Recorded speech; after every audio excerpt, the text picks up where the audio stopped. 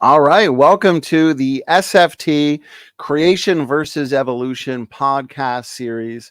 I am here with one of my arch nemesis or nemesis, however you say that, Andrew. It's good Whatever to the it's plural good, form is. yeah. So it's good to have you. How you doing tonight? Yeah, I'm doing good. Thanks for having me on tonight. Should be a fun discussion, and I hope people in the future listening will enjoy it as much as we will. Probably. Absolutely. We like to get technical. We like to get into the science, and we enjoy being comprehensive. And so, Yeah, Andrew, I'm looking forward to engaging the topic at hand. And so, what I want to do is hand it over to you to introduce the topic and tell us a little bit about why the specific points that we are going to be discussing during this show. Describe why it is, in your view, evidence for common descent rather than common design. yeah. So the topic I want to discuss tonight is uh, the cytochrome C protein, and specifically the nested hierarchy it follows.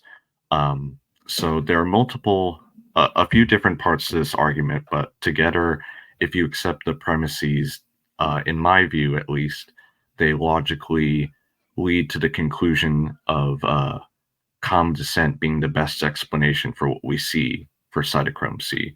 So the argument goes basically, or kind of introduce what cytochrome C is basically.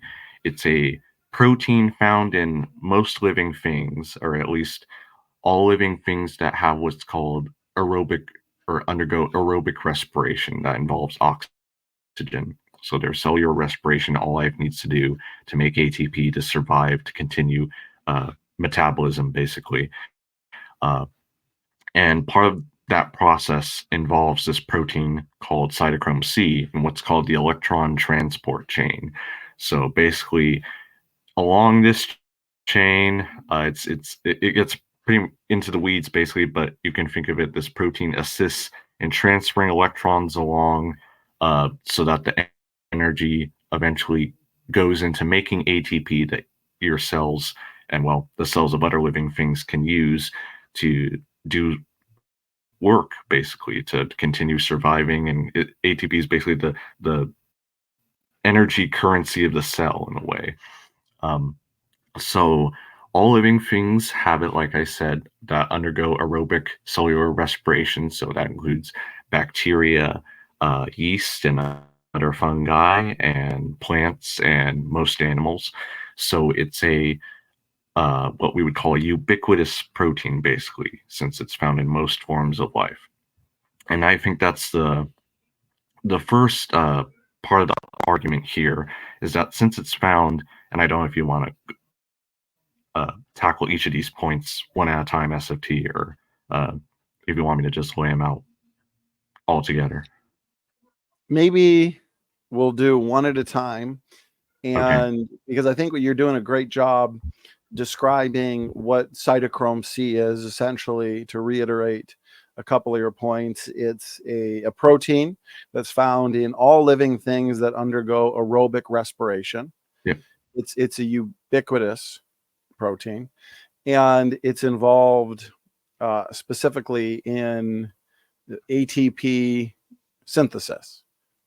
Yeah, And kind of the steps leading up to ATP synthesis. Yeah, right, okay, crucial to yeah, the let's process. yeah. So it's a highly conserved protein then.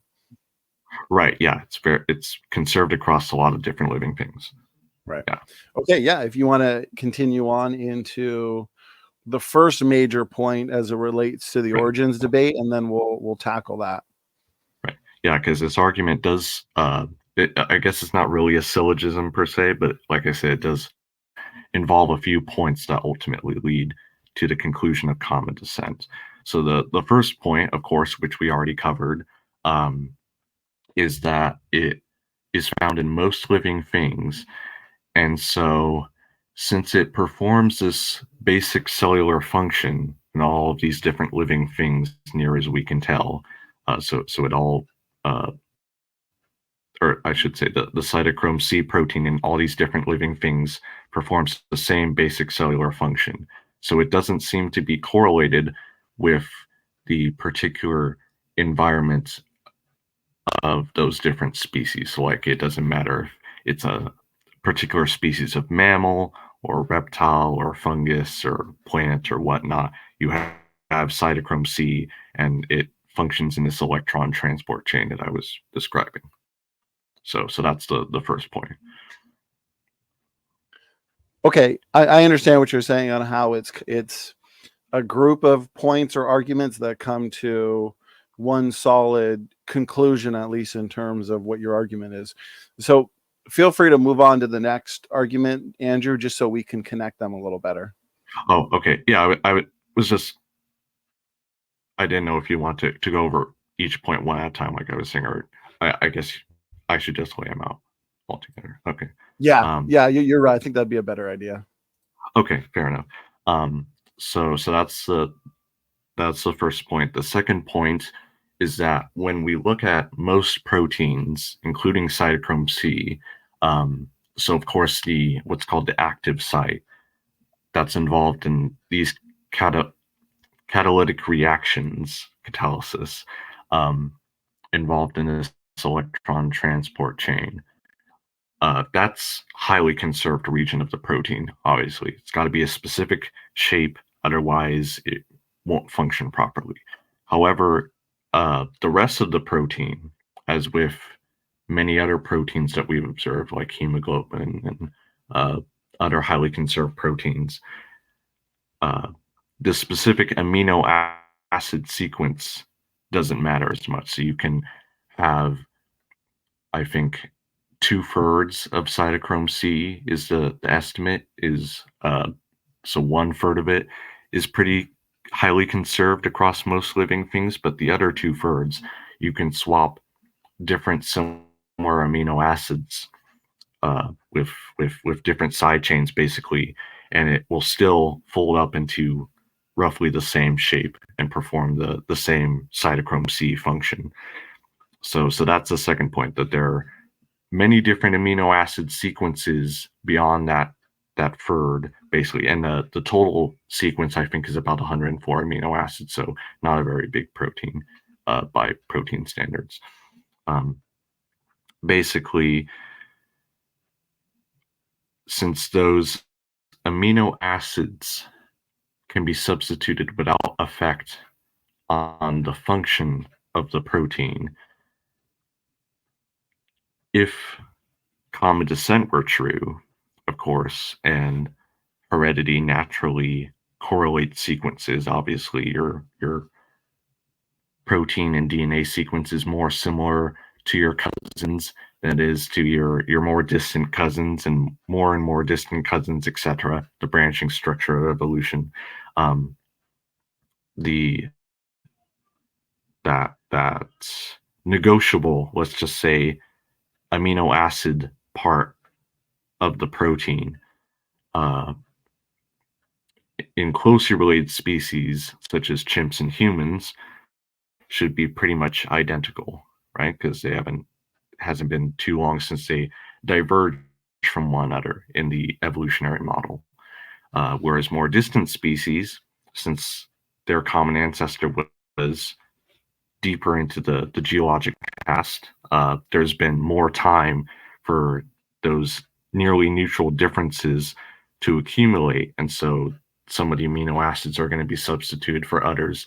So when you compare the amino acid sequence of, say, humans, chimps, and yeast, you're naturally going to find that chimps and humans, the sequence is going to be more or less identical. So no differences in amino acid sequence. Whereas in some species of yeast, it differs by up to 40 or even 50 amino acids. And so that's the next point, that the amino acid sequence differences in the cytochrome C protein among all these different things, living things, follows the nested hierarchy that we would expect based on morphology alone So an independent line of evidence, basically. And kind of, I guess, something to reiterate on the other point I was making about function is basically we know for one, well, maybe I'll just save that for. I guess, do you have any thoughts on anything so far? I know I've said a lot. No, that's good. I think you're iterating the argument well, and I want us to be thorough as we engage this. So I appreciate that. Sure. Tell me if I misrepresented anything. So basically, the DNA differences that are found within the cytochrome C protein, they match an expected nested hierarchical pattern as per the common descent model. And there are many different amino acid sequences. And you pointed out basically, since those amino acid sequences can be substituted without any real effect on the protein, then this is a type of, and correct me if I'm wrong, this is a type of neutral variation, as in we should be able to look to these amino acids. And since there's no real effect on the protein, then we should be able to make ancestry related predictions like you're saying here with the cytochrome C. Right. Yeah. So it doesn't matter specific, like I was saying, some amino acids, because they're part of the active site of the protein, are non-negotiable. You have to have them a certain way. Others are pretty much there to kind of, they act like spacers, basically. So it doesn't matter really what you substitute there. Just if the overall the protein stays the same, no change right, to the protein. it stays the same. The number of amino acids stays the same, basically. So, okay. Well, a lot of different functionally equivalent amino acid sequences there, protein-wise. For Okay, cytochrome C. so basically, in light of that, then what you're saying is your chimpanzee and human cytochrome C, if evolution were true, evolution by common descent, should differ very little in terms of amino acid sequence, because humans and chimpanzees, according to common descent, share a more recent common ancestor than, let's say, humans and yeast or humans and fish. And then, and so you, even between chimps and humans, for example, and I can pull up the paper I was talking about in a little bit, but basically you can look between then primates like chimps and humans and yeast and look at other vertebrates, for example, and it basically follows that trend, basically. So the more distant the common ancestor, the more amino acid differences you're going to see. So I guess it's not really the same as. Sorry, go on. Would you say that this hierarchy that we see in the biological world in terms of cytochrome C, this highly conserved protein involved in aerobic respiration, energy production, essentially? Right. Is this hierarchy, is this distributed across the entire biological world? So, for example, let's use this tree of life. Would you say that this hierarchy is consistent from humans to chimpanzees, down to old world monkeys, to dogs, to fish, to yeast? Or does it break down after 3, 4, 5 steps? So yeah, it like I said, it's a rather short protein, but it's very highly conserved. So you can go back to very deep branches, evolutionarily speaking. So I think the maximum number of differences in some graphs or charts I've seen goes back to yeast, so at least most eukaryotes, but I have seen other comparisons where not all bacteria, but say at least some bacteria that have this aerobic respiration process, like you see in the mitochondria, for example, because cytochrome C is part of the mitochondrial membrane. Forgot to mention that earlier. I think those comparisons have been done. So you can't go quite a ways back. Okay. So are there any incongruencies when you get into families other than, let's say, the grade 8 family, once you get into felids or canids, do you find a consistent hierarchy there in the cytochrome C and the amino acid differences as well? So this is where we start to get into the technical details, because since cytochrome C, like I said, is a very highly conserved protein, basically it's better over, I guess, long evolutionary time scales than short ones. So, for example, if you want to look at the phylum level, that would be where you'd use cytochrome C and these other highly conserved proteins. But Yeah. if you want to look at the family level, it might, like, cytochrome C would probably still work at the family level. Okay. It just wouldn't be as reliable because, like I said, there'd be so few differences. And since they would have shared such a recent common ancestor, evolutionarily speaking, kind of the differences there wouldn't be very significant. So at family level relationships, you can really tell apart with cytochrome C by itself.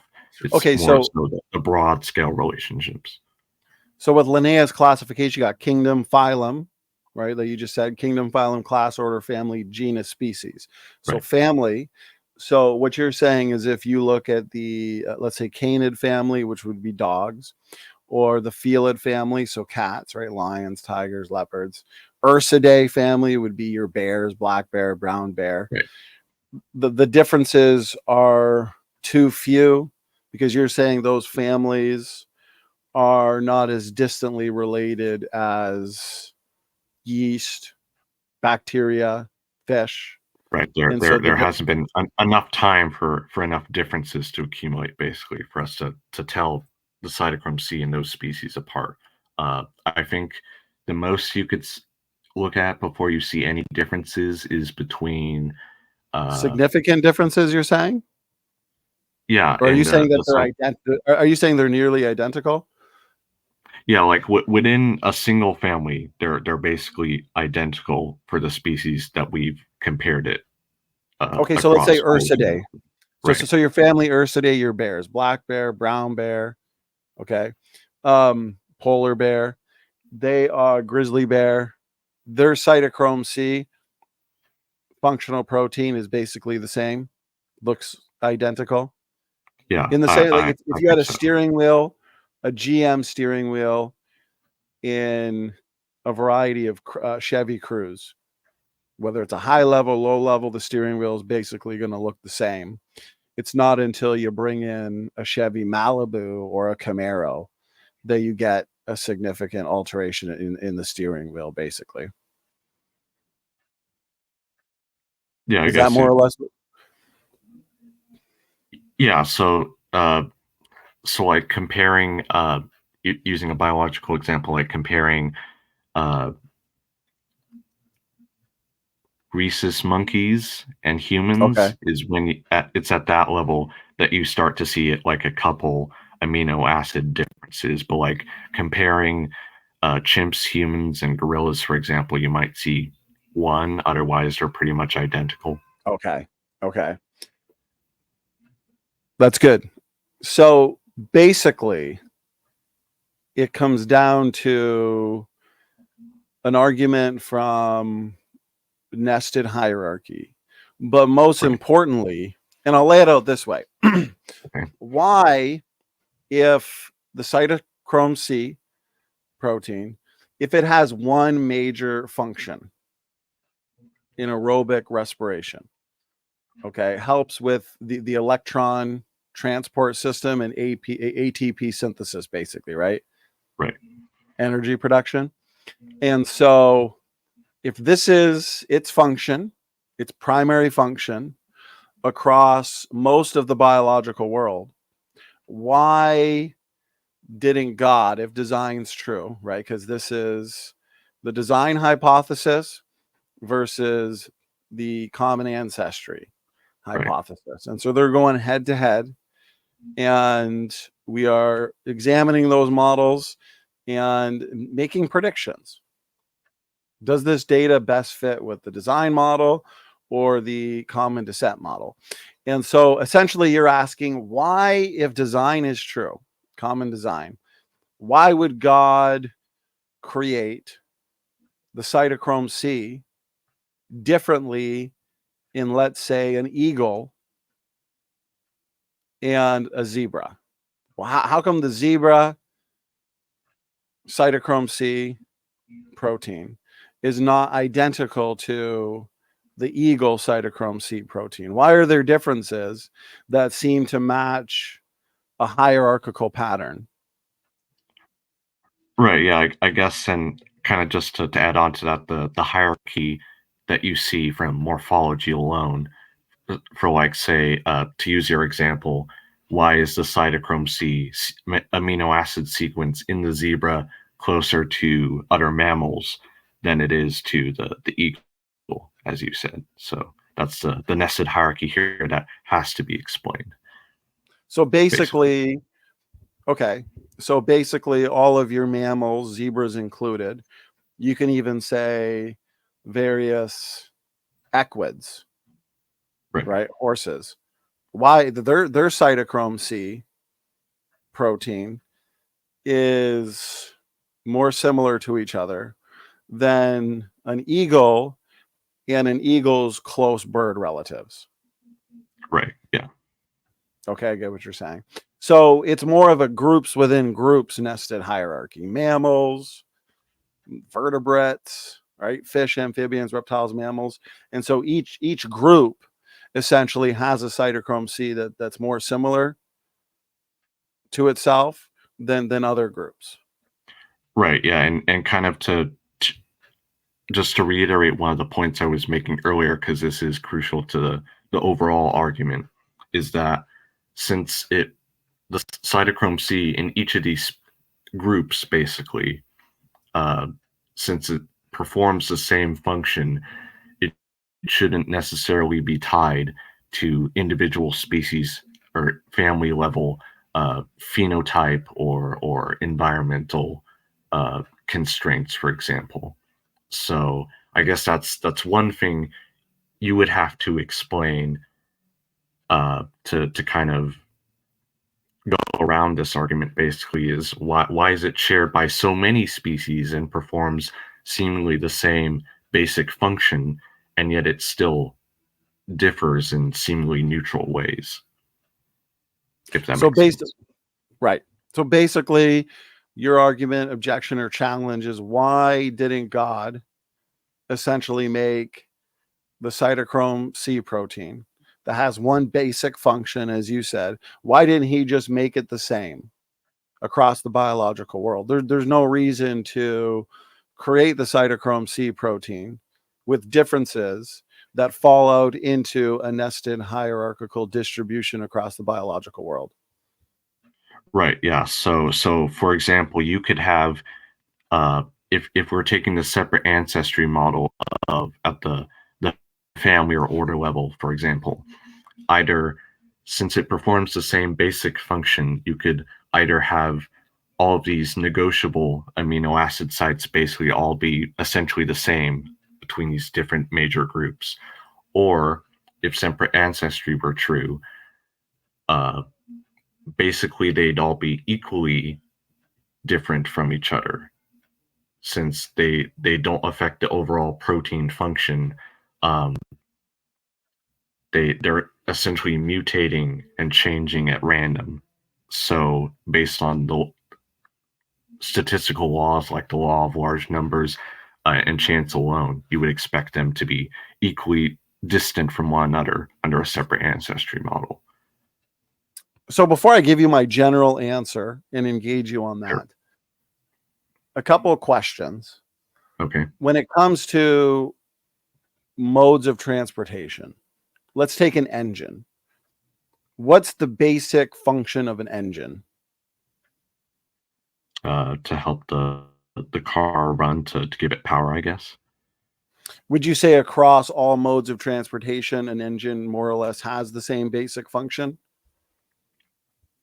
Uh, yeah, pretty much.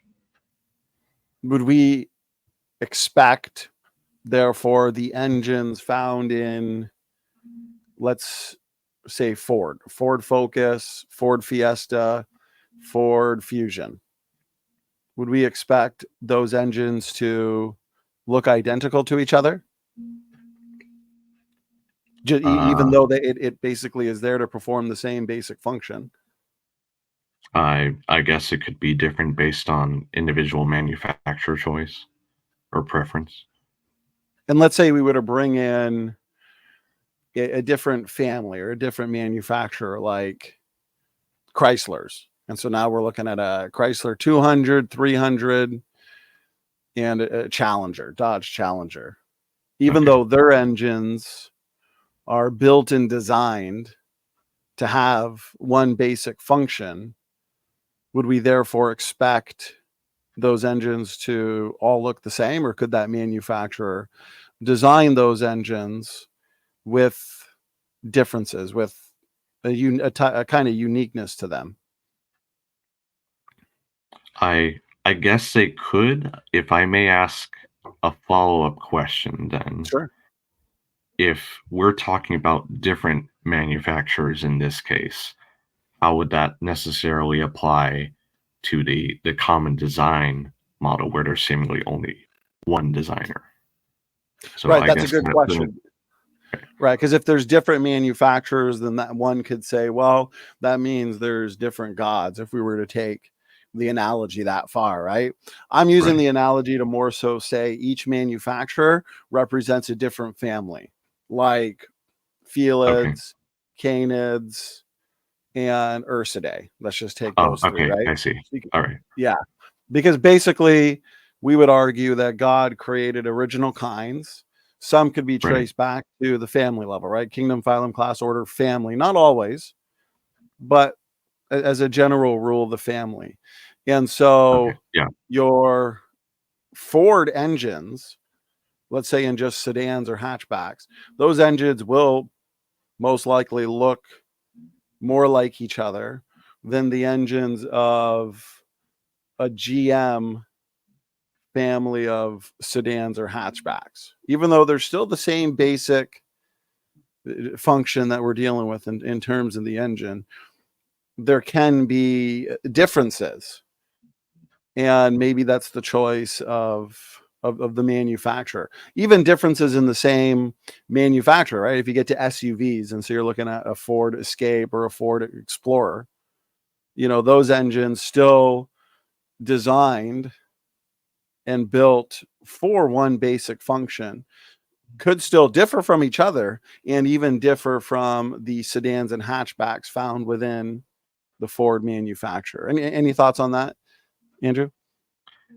Yeah, so if I'm following what you're arguing correctly, it seems like that would account for maybe the fact that there are differences, but I don't necessarily see how that would account for why some, or why some are more different from each other than others. Right. Why? So basically, you're arguing, to reiterate your point, why is the human cytochrome C protein more similar to the chimpanzee cytochrome C protein, like we see here in this phylogeny, where we have apes and humans, right? Evolutionary taxonomists would consider, correct me if I'm wrong, humans as human grade apes, and then your gorillas, chimpanzees, bonobos, orangutans as non-human grade apes. So they put them all in the ape category. So why do the great apes, including humans for sake of argument, why is their cytochrome C protein more similar to each other than any of those species are to the old world monkeys or the new world monkeys or even lemurs? Is that basically what you're saying? Right. Yeah. And going down the chain basically from there. Because you would say, so right here's a zoom in, right? Apes and humans, they're going to share more in anatomy, morphology, genetics, and physiology. This is a cytochrome C or genetics based argument, right? You could take homology and apply it to morphology and anatomy and also genetics. Any kind of homology argument or argument from nested hierarchy, we can apply both to morphology and genetics. We're mostly focusing on genetics, but so your apes and humans, they're going to share more in overall anatomy, morphology, genetics, and physiology than they would with the New World monkeys and also the lemurs going down the line. Here you can see humans, chimpanzees, all the way down to fish. So basically your cytochrome C protein, is this an accurate representation, is more similar between the humans and the chimpanzees than between humans and fish. Right. Yeah, I think they sequenced tuna as a fish example in the studies I've seen. Okay. Okay, so my general response. Okay, so essentially based on what we've discussed so far, Andrew, what I'd like to quickly ask is, do you find this specific argument from nested hierarchies and the cytochrome C protein, do you find this to be a differentiating line of evidence when it comes to the ancestry debate, creation versus evolution? Yeah, I think so, since I guess one distinction between, or well, one point kind of being discussed between common design and common descent, of course, is at what point are things basically neutral, and are they functional, or functional to at least some degree. And so based on what I have seen, I think we're pretty much dealing with a neutral case here. I think common design, or separate ancestry more specifically from there, would make a specific prediction, and common descent, of course, would make a specific prediction, and we can test those different predictions. And in this realm, at least using that phrase, we can differentiate them. So yeah, I do think, I don't think it's the only one, of course, but I do think it is a significant line of evidence to discuss. Okay, that's good. In the same way that you took a couple minutes in the beginning to lay out your argument, let me lay out a couple things that you've heard before, and feel free at some point you can push back on some of it. But for the audience sake, I want to cover why I believe this is important, and I appreciate the answer you just gave on differentiating lines of evidence, because I would argue that there's a lot of overlap when it comes to the origins debate. Universal separate, or universal common ancestry or common descent, and the separate ancestry model, which is what I would defend and uphold. And so those agnostic lines of evidence that I believe both models can explain, in the same way that if I were to say the sky is blue, therefore creation is true, you would say, Donny, you're nuts. We, from the evolutionary perspective, can also explain why the sky is blue or why the earth is round. Sorry, flat earthers. And so agnostic lines of evidence, classification, systematics, interesting, fun, important in many ways, generally arbitrary, and kind of agnostic. Homology, similar structures and forms in the biological world. The evolutionists would say those were inherited from past common ancestors in a process called descent with modification, because those forms would be modified, of course, over time. The creationists would say, okay, homology due to design. Human engineers build and design in homologous patterns, so why wouldn't God or a designer? Nested hierarchies, same thing. A sedan shares more with other sedans than they do with an SUV. But if you were to bring in an SUV, well, sedans, that group, and SUVs, that group, share more with each other than a semi-tractor trailer. But then you can even bring in a semi-tractor trailer, and all three of those modes of transportation share more with each other than an airplane or a skateboard. And so I would argue there's a hierarchical distribution. And I understand what you said is a way to differentiate. So we'll get there. Even transitional forms, and I know you would disagree with this. You'd have arguments against this. You, me, and Grayson actually had a discussion on that. Right. We just upload a couple hours, and so that was fun. Right. And you gave me a couple things to. We'll have to do a part 2 or 3 on transitional forms specifically sometime. Yeah, definitely, because I think there's a lot to say there. There were some things that were said in that discussion that I'd love to engage and elaborate on a little bit more. Yeah. And so even when it comes to transitional forms, I would argue that, okay, from the design perspective, let's say you had a ship, as you can see on the slide, a ship. And then Andrew, at some point, if you ever want to screen share during these podcasts, just let me know and you can do so. Yeah. So a ship is designed for the sea, and it's great for the sea. That's what it's built for. It does its job. A tank is built for the land, and it does great on land. It does an excellent job for what it was built for. But what do you use? What does the military use to basically go from that transitionary environment from sea to land? Well, the military has designed military amphibious assault vehicles. Now, that would not do well in just the sea. It wouldn't necessarily do well on just the land. But that transitionary environment, as you can see here, as it's making its way onto the land, I think Saving Private Ryan, the opening scene, if you've ever seen that. Well, the one environment who would do well in the movies. Yeah. Well, it's a good thing they had many of them. So all it took was a couple to make their way through. That was harsh. And so essentially, I would just say that this is an interesting transitional like vehicle. Even your crossover SUVs here, like the Jeep Gladiator. See, we as human designers, we are getting better over time at recognizing good design. And that's why I believe crossover vehicles and even the military, inventing military amphibious assault vehicles, but especially crossover SUVs are relatively a newer form of vehicles, and people love them. But it's because we're recognizing good design. Oh, somebody doesn't necessarily want a van. They don't necessarily want an SUV. Well, we've got something right in between, the crossover, and people just love them, especially with families, people that love to travel. Okay.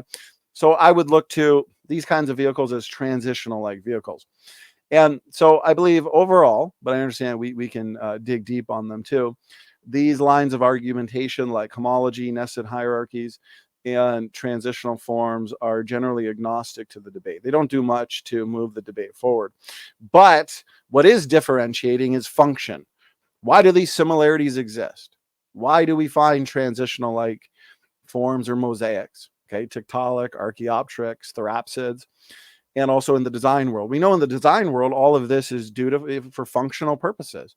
They're designed this way for a purpose, to do a job and do a job well. So a differentiating line of evidence would be function, and function specifically at the genotype. Okay, what's going on under the hood, I guess you could say. And so the creationists would argue that the majority of the genome is functional. We have a lot of evidence for activity. The greater debate is that activity spurious? Is it just noise, as the evolutionists would say, or is it true function? And that's a debate in and of itself. You make a good point when it comes to this hierarchy, because this is a hierarchy that's based generally on, and this is where I'm going to land the plane. So please tell me if I'm representing it accurately. Okay. You are looking at a hierarchy that is not necessarily based on function. Yes, the cytochrome C has a basic function, okay? But it is a basic function that is universal across the biological world. And so there's not really any real reason for this to also reflect a nested hierarchical pattern with these specific differences in the amino acid sequence of the various cytochrome C proteins across the biological world. This is in many ways neutral, functionally neutral. And so if separate ancestry were true, that hierarchy should not necessarily be there. And so to you, this is a way to differentiate between the models using an argument from function. Speak to that, Andrew. Is that more or less accurate? And feel free to add to it as well.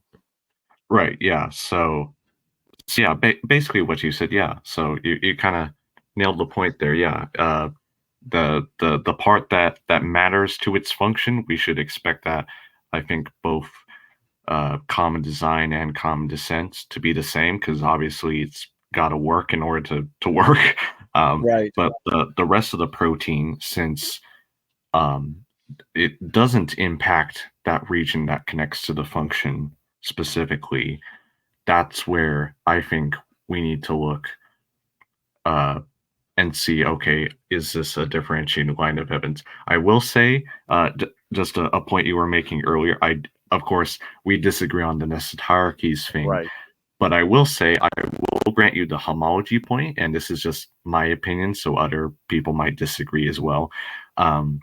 I think mere similarity, as I like to call it, by itself, so homology in that sense at least, other people might call it homology in other meanings, but homology in the sense of it's similar to this without looking at a third category, what we would call an outgroup in phylogenetic Right. methodology, going into the nested hierarchy part of that. So I think, in my view, nested hierarchies are a better line of evidence than homology or similarity by itself. So I'll grant you homology or similarity in that way. And of course, I guess we disagree on the rest of it. In light of what you're saying, that's good. I would possibly stand by the statement I'm about to make. Homology is evidence for common ancestry, but it doesn't disprove or refute common design. Homology is evidence for common design, but it doesn't necessarily refute or disprove common ancestry. It's just a line of evidence that basically exists for both models of origins, because we both can explain it. We could both utilize homology. We need something a little more deeper. We got to go four-dimensional, which is the argument from nested hierarchies, basically. Right. Would you agree with that? I'd agree with you. Yeah. Okay.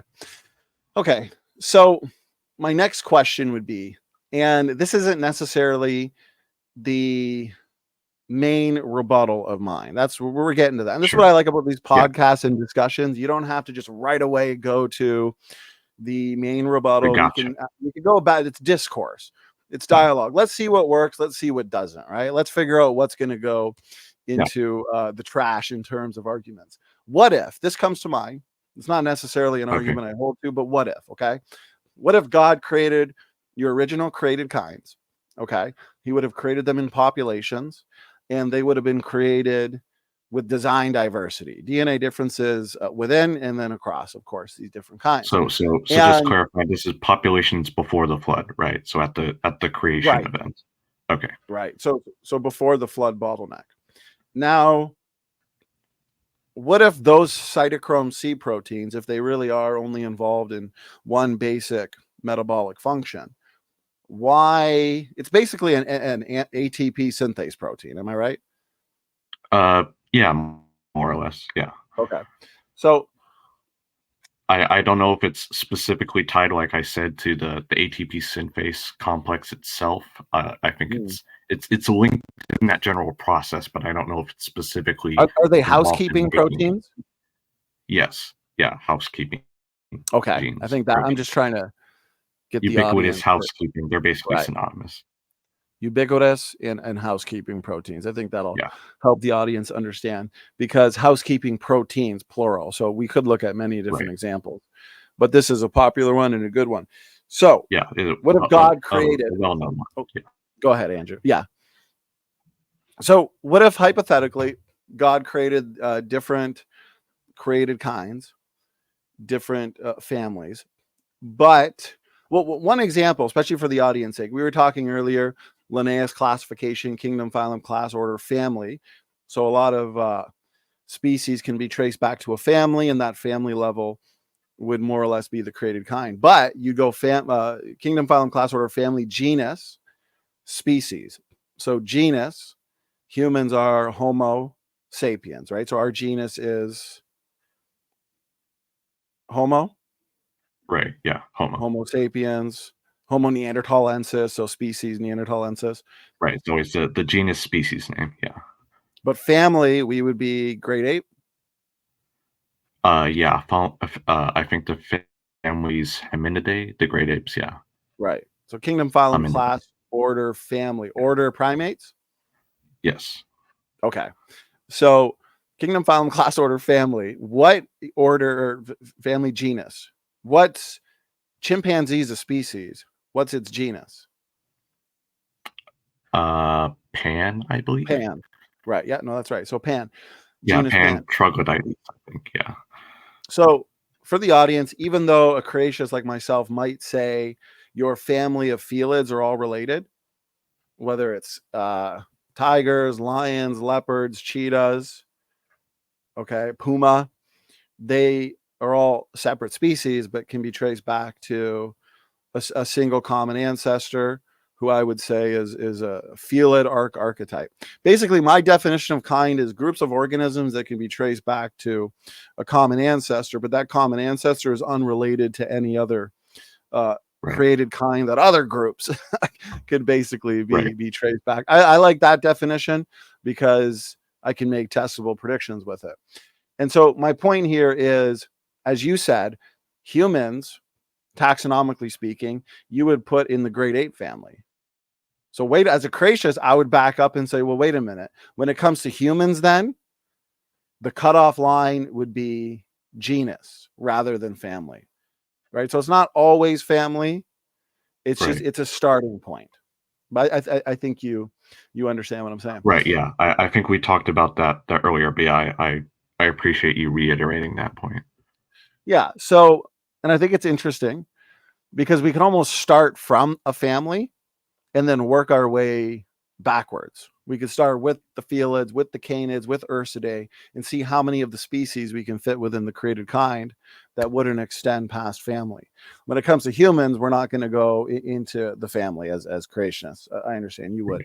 Okay, so hypothetically, speak to this. If God created these different kinds, okay, and created them with a cytochrome C protein that was identical, especially within what you would say are the great apes, even though we would say humans and chimpanzees are separate. Right. Okay. Over time, you get mutations and therefore DNA differences introduced into those kinds as they speciate and vary and adapt. And so, yes, they're not identical today, even though they are more or less identical at creation and then also at the flood. But as mutations have accumulated over time, differences have been generated within these different animal groups. What do you think about that, Andrew? Yeah. So I think this gets into something I was bringing up earlier, which is, like you said, the separate ancestry model, where wherever we draw the line, the family, the genus level, at some point there's going to be like you said, an original created ancestor, basically, of the rest of the kind afterwards, and the mutation's going to pile up and accumulate from there. In Right. that case, the logic there, I think, would be that the differences we would see, they would basically, in between kinds, in those functionally insignificant regions, would be accumulating independently of one another. So in that case, I think the different kinds would be basically equally different from each other in those regions. So, for example, since canids and felids are two different kinds, just making up a hypothetical example here, if there are 10 differences between them, then on average between these kinds, you would see 5 amino acid differences ish in canids and roughly 5 in felids, and that sort of pattern. So it would be an equal randomish distribution. It wouldn't be correlated in the way that we do see. So that's my counter to that, I think. Okay, so let's say we have a felid kind here, Ursidae kind here. Here's felid again. Here's equids. So basically, they start off more or less the same. Differences accumulate in a neutral fashion over time because it's got one basic function. Right. And so, correct me if I'm wrong, is your argument basically, well, over time, those differences should result in a lack of nested hierarchical signature. There shouldn't be this They nice shouldn't be neat pattern. correlated. Okay. So even though maybe they were correlated at creation and at the flood, after enough time and DNA differences accumulate in these functionally neutral regions, that should scramble any hierarchical signature. Right. Yeah. So if they were identical all at the creation event and the differences accumulated independently in each kind since then they should be random, those differences with respect to one another today, would be my argument. But since the cytochrome C, or these housekeeping proteins, are conserved, since their function in aerobic respiration is very important, that if you get a big mutation there, well, there's not going to be any reproduction, right? It's going to wipe out the organism. And so there's no reproduction. Selection is acting upon that mutation. And so would we expect a lot of mutations to accumulate in these highly conserved mitochondrial DNA proteins, at least enough to mess up the hierarchy that would have been there at creation in the flood, Andrew? So I don't know if you're making this point. I think it's subtly different from the point I was making. I'm not saying the differences that would accumulate would affect the function. I'm talking about the amino acid differences in the functionally neutral regions themselves. Well, because Right. the protein is made up of amino acids, Right. and so the mutations in the amino acids is what's creating the differences. Is that right? Right. Yeah. So specifically, these are amino acid differences outside of the active site of this enzyme. So, like I was saying earlier, about a third of the cytochrome C protein overall, based on lab experiments that we've done, is functionally necessary. It has to be that sequence. The other 2/3 can basically vary at random.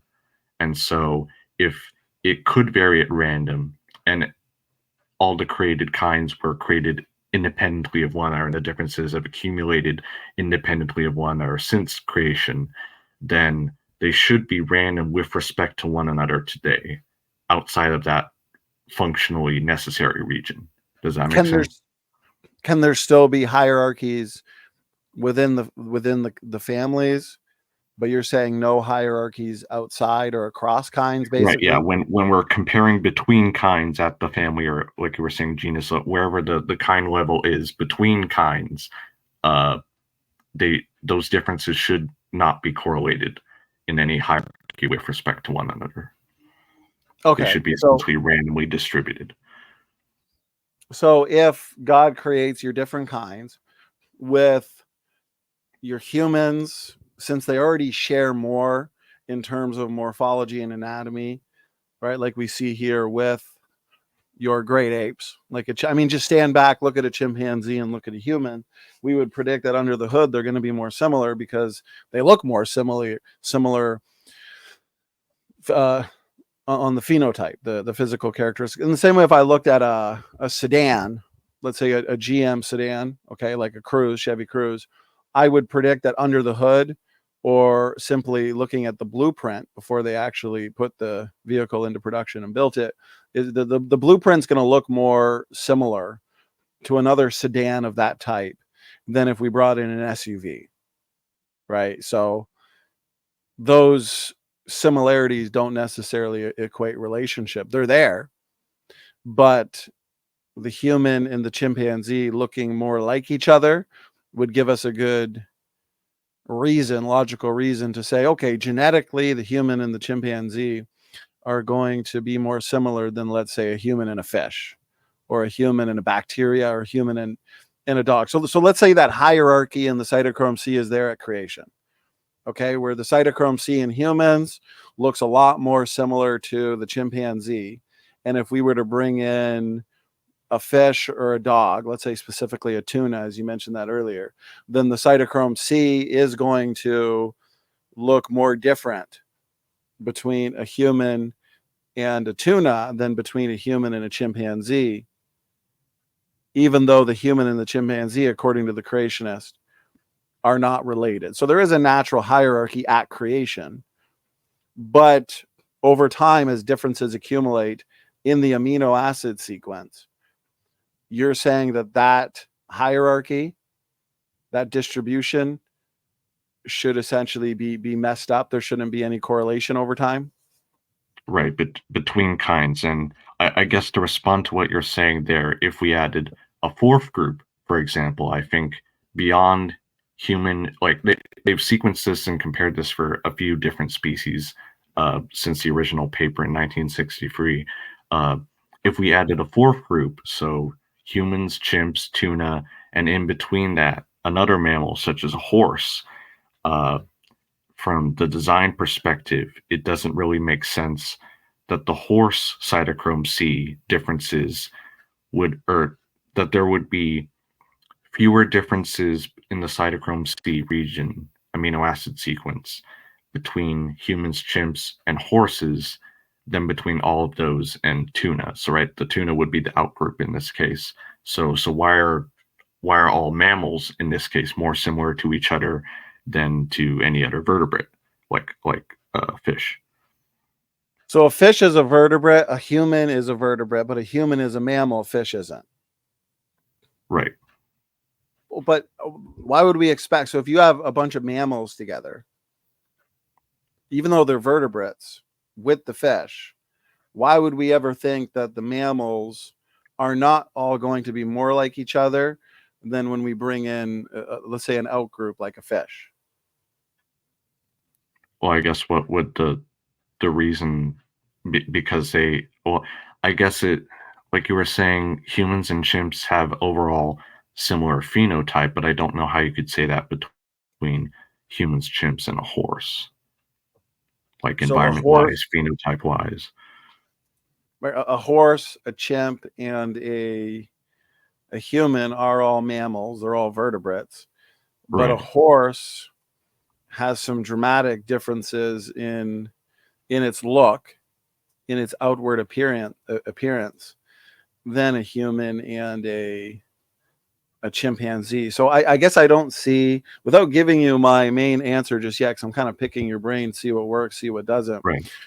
I don't see why there can't still be a hierarchical distribution between kinds if there was that hierarchy at creation and also Well, I at guess the flood. I don't see why it wouldn't be retained, I guess. What I'm thinking is because mammals, right, are defined by a few traits, and we've gone over this in other Right. discussions, like hair, heterodont teeth, uh, specific middle ear bones, right? And so those features define mammals, including humans, chimps, and horses.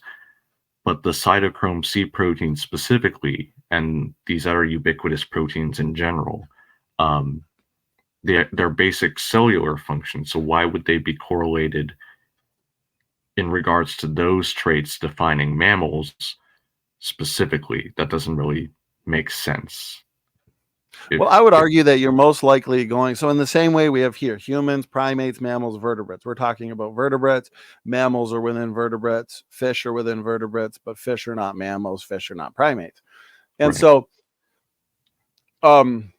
yeah, we have a cytochrome C that's involved in one basic function across the entire biological world, in the same way that we have engines or even steering wheels, for the most part, in modes of transportation that have one basic function.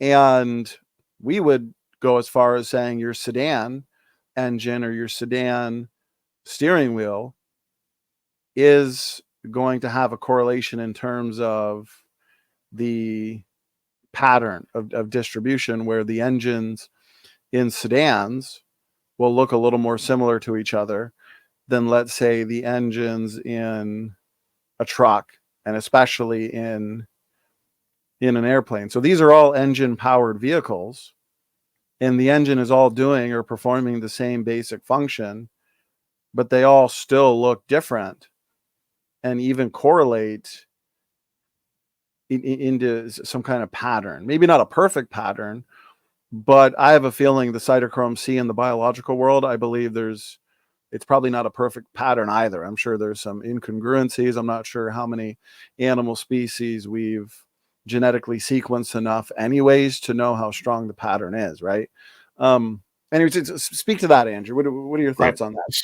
So if I could clarify, so are you saying, are you making the argument that these creatures, whichever ones we're comparing, let's say all mammals or all vertebrates in this case, whatever, the group that we're comparing, they have similar phenotypic features or a similar phenotype, so we should therefore expect them to have a similar genotypic features? Is that the argument you're going with, basically? Well, a lot of times that doesn't correlate. We found, I think, as you would know, that phenotype doesn't always correlate with genotype. But you have a cytochrome C protein. You have housekeeping proteins across all forms of life. Let's say all vertebrates. But depending on the big groups, if you compare the cytochrome C in humans versus fish, it's a very different cytochrome. It's a very different protein at the amino acid level, right? But it's still performing the same basic function. But fish look a lot different, have a lot more dissimilarity. They're more dissimilar to humans than chimpanzees are to humans. And it so turns out that the cytochrome C in chimpanzees and humans is more similar. It looks basically the same. There's maybe one difference in the cytochrome C protein between humans and chimpanzees, but there's a lot of differences when you bring in the fish. But already we would expect that. We would expect the human cytochrome C to look more different if we were to compare with a fish than if we were to compare with a chimpanzee, in the same way that the engine in a sedan will look more similar if we brought in, let's say, a hatchback or an SUV than if we brought in an airplane and compared the airplane with a sedan, even though they're all engine powered vehicles, in the same way that all of these creatures here that we're comparing, humans, chimps, and fish, are vertebrates. Does that help? Does that make sense, Andrew? Even if you disagree with it, does that make sense in terms of the point I'm making? I think I'm not exactly following your argument, because you're talking about the same engines performing in cars, the same overall function, and so Right. that would, you're saying, be analogous to cytochrome C performing the same function in these different animals. But since we're talking about like functionally neutral changes here in the amino acid sequence, I don't see how that would necessarily have to be correlated with the phenotype of the organism in that sense. If damage happened to an engine in a sedan and an engine in an SUV, would that damage essentially result in the same kind of harm to the engine and the function of the engine? Because I mean, if something goes wrong with your engine, then the car's not going to be run. You're probably going to need a new engine. The car is going to be destroyed. The engine's very important, right? As compared to if you just get some dings or scratches. There's a lot that can go wrong in a car where the car is still going to drive. A lot of people drive around in a car that's making funny noises. They should probably go check it out, right? But if the engine is severely damaged, well, they're going to know. In the same way that if a housekeeping protein, one of these APT synthase proteins, are damaged through mutation, I mean, that organism is going to die. It's not going to reproduce, regardless of the biological organism that experiences the mutation to its cytochrome C. Speak to that, Andrew. Feel free to do so. Well, I think that would be true, again, only in the functionally relevant regions, though. Okay, because, but not the functionally neutral. Right. So okay. Right. Because so I would well mapped out the active side of cytochrome C. So let me I guess this is the experiment or group of experiments that I was going to talk about earlier. So I think this might be a good time to bring it up. Is basically the reason we know that these differences don't make a difference in terms of the basic overall function of cytochrome C between these different major groups is what scientists have actually done in the lab is taken the native cytochrome C protein in yeast, for example, because obviously you can breed yeast fairly easily. It's a pretty good model organism. They've taken the native cytochrome C protein out of the yeast and transplanted the cytochrome C from various other animals. I think human, insect, rat, so on and so forth, into the yeast. And it still functions perfectly fine. The yeast is okay. So in that way, it doesn't seem like these differences really functionally matter as far as the basic cytochrome C function is concerned. Okay, so that's a great point. That's a fair point. So here's my general response, and feel free to engage it. So when it comes to these, and here's a paper that Dr. Nathaniel Jensen wrote, very extensive paper back in 2013, where he laid out several testable and falsifiable predictions on the hierarchical patterns in these housekeeping proteins. He specifically talks about cytochrome C. Matt and I, we've made our own predictions as well that kind of branch off of this. Okay. So basically, cytochrome C, why did God design the cytochrome C in the eagle and the zebra differently if it performs the same metabolic function? But my question is, how do we know that that's the only function? Yes, what you're saying, the primary function, that is not necessarily functionally neutral, as in if it gets hit, if the cytochrome C gets hit with a large enough mutation, even though it might not necessarily affect the secondary function, whatever that function may be, because the primary function is involved in aerobic respiration, okay, then it's going to kill the organism, okay? But, and this goes to the third position codon variation in coding for amino acids, okay? You got that wobble position 3, right? Right. In degenerate codons. They're basically redundant, these redundant elements. And you and I have spoken to this. There's an interesting phenomenon known as protein moonlighting, where you have these proteins that actually perform multiple functions. So it's not just one function, it's multiple function. And what we're finding is in what would be considered neutral variation, these third position codons, the redundancy there, they are not only involved in as backup code or acting as redundant elements, they're also involved in information flow, in the sense that the third position codon, that wobble position 3, they affect the speed of cell processes. Okay. And so there seems to be a secondary function involved in what one might consider a redundant element.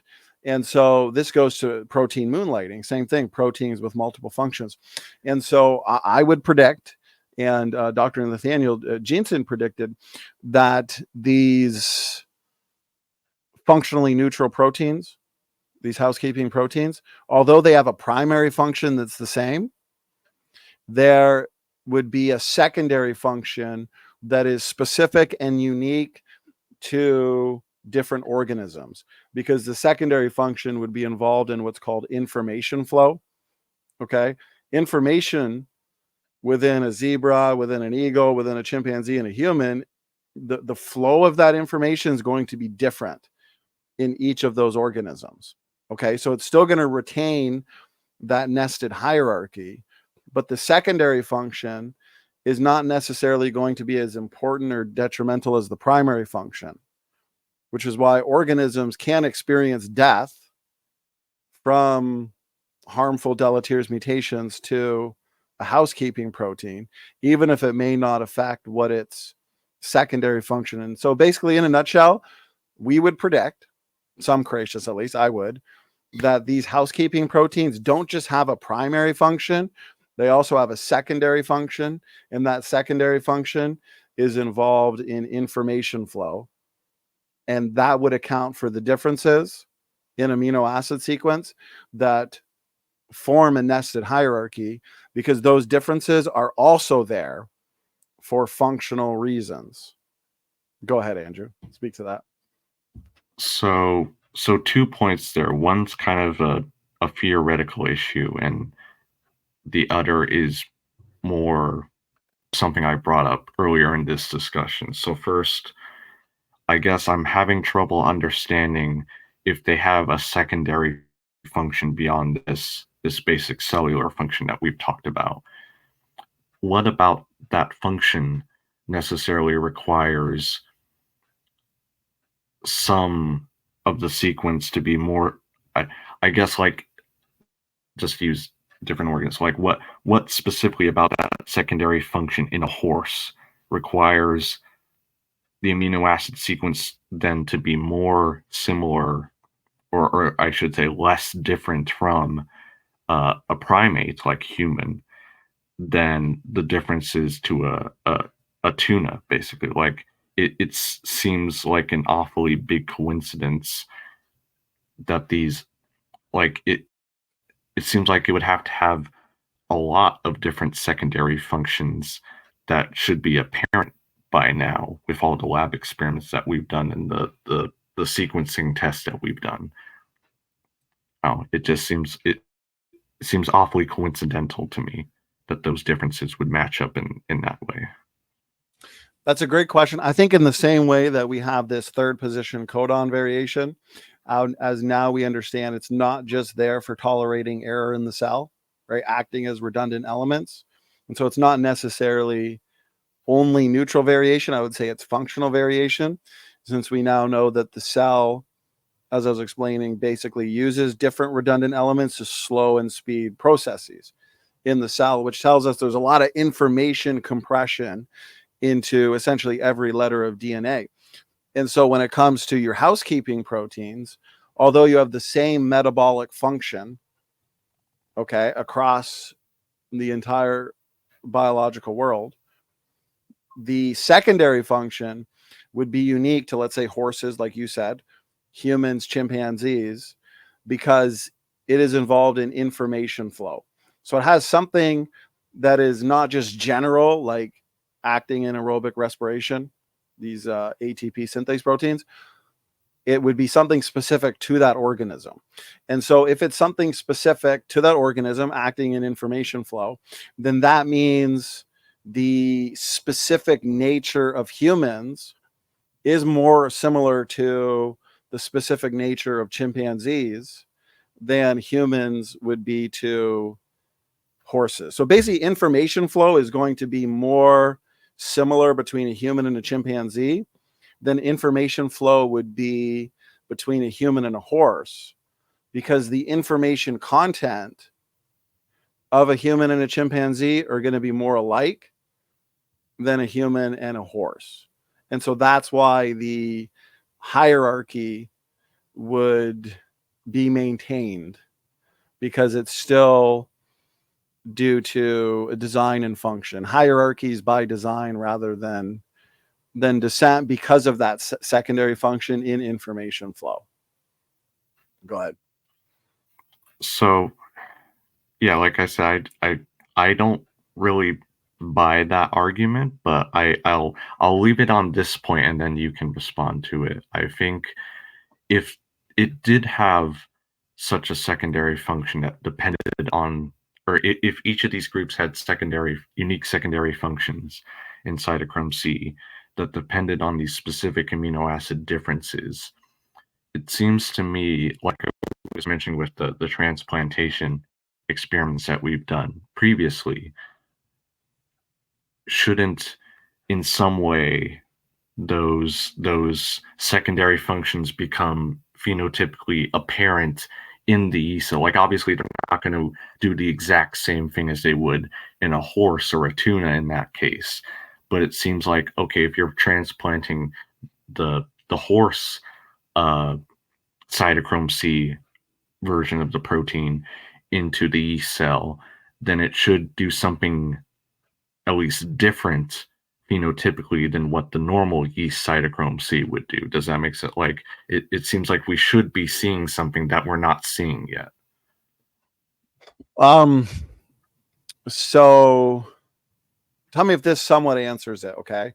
Because in this paper, now I will say, Matt and we've laid out ways to possibly determine what the secondary functions are in the various creatures, and that might be seeing what diseases result from basically mutating those sequences.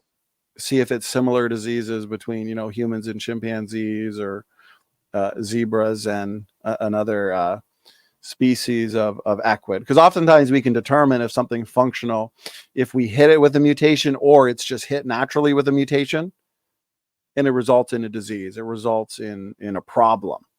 Well, maybe that's because it's something important and functional that's being hit, that's being damaged, and now the result is disease in an area that was not diseased. But Nathaniel Jensen, I'd recommend, if you haven't, reading this, I would read this paper, because, you know, this is basically the topic we're familiar with it, but yeah, okay. I'll have to look at it again. So he says with cytochrome B, so he says the phenomenon of protein moonlighting, so we talked about that earlier, raises the possibility that the traditional metabolic functions of each mitochondrial protein, right? So these mitochondrial proteins we're talking about, they have a basic metabolic function across the entirety of the biological world, are just one of many functions for each protein. So since we know protein moonlighting is a thing where we got these proteins that perform in many different ways. For example, the electron transport chain protein, cytochrome B, we were talking about that in terms of the C, might, so this is where the prediction comes into play, right? So basically, we can make, based on this argument, a future testable prediction where we don't really have an answer yet, but future research can tell us, okay, this is a prediction that's true, or this is a prediction that's false. And so he said, for example, the electron transport chain protein cytochrome B might participate. So here's the prediction, not just in basal energy transformation, that's your basic function that we've been talking about, but also in DNA transcription as a transcription factor. Okay, so we got these transcription factor proteins, similar to the findings of, and then he goes into a specific enzyme. Okay. And he cites the paper there. So go ahead. What are your thoughts on that, Andrew? Yeah, so I guess I have one question that might wrap up this discussion, because I feel like we've gone over the major points that I wanted to go over. We've had a good back and forth so far. I guess since you're saying this prediction by Nathaniel Jensen and you and other creationists online hasn't yet been verified or falsified yet, would you at least say that the cytochrome C argument that I've given tonight, at least to some degree, is not an agnostic line of evidence for design versus dissent right now? I would argue, and that's a great question, and I would argue or point out that I feel like we need a discussion, a full discussion on DNA function in general, because I think so firstly, it's a better argument for common descent. It's not necessarily in the same realm of agnostic lines of evidence as strict homology, strict nested hierarchies, mosaic forms. Okay, so I would argue it does fall within the DNA function test, right? If that makes sense. So I've argued that one way to answer this question of ancestry is in genetics, specifically in the world of DNA function. Okay. If the vast majority of the genome is functional and not just noise, okay, I would argue, as we start to wind down, I would argue, and this can maybe be a sneak preview into follow-up discussion, because if that 80% genomic activity, that biochemical activity, I understand we don't know what every single function is associated with that, but if that really is just noise, if that really is just spurious, well, I feel, and I know you've heard this before, but I think it's important to point out, I feel there should be evolutionary processes that would have weeded out all that junk over time, because talking about ATP here, every time you add just a single nucleotide to a growing RNA chain, Andrew, you're consuming energy. Transcription is an energy intensive, resource intensive process. And so if you're using even just one ATP, we have all these transcripts being produced in the genome, and we're supposed to believe that that's just noise, that's just spurious transcription. That, I feel like that would be really wasteful of the energy being produced. And so to me, currently, that allows me to make future testable predictions on DNA function. And so if that 80% activity really is legit function, then I think it goes without question that these housekeeping proteins do have secondary functions. Maybe they got 3, 4, 5 functions. Okay. But if the vast majority of the genome really is mostly junk, like 10%, and this basal metabolic function associated with housekeeping proteins, that's it, then the most parsimonious answer would be, I would say, common descent, right? So here's the last thing I'll say, and then you take as long as you want. You can have the last word, okay? You got universal ancestry versus separate ancestry. Separate ancestry predicts hierarchies by design. And so we would predict that the vast majority of the genome is functional.